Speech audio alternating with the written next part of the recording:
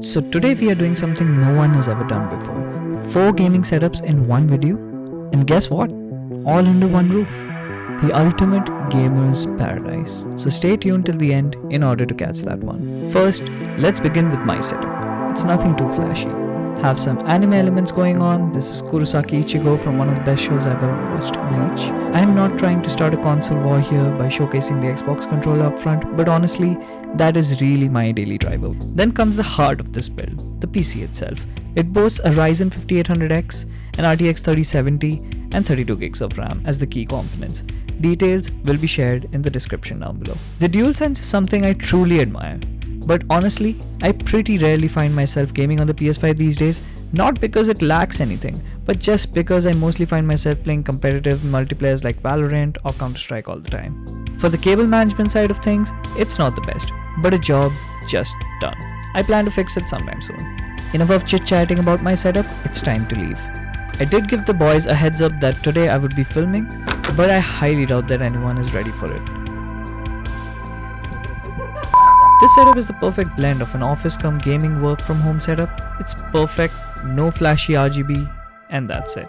A laptop and a PS5, and guess what? I'm not the only one using it as a headphone stand. An ultra-wide monitor for productivity, and also to tune in to the latest PS5 titles despite all the work pressure. Crazy. Wait, what's going on? Behold, the true delight for anyone who is into F1 and racing simulators. Right as I got into this room, he was straight into action. When it comes to RGB, he did not shy away, and rightly so.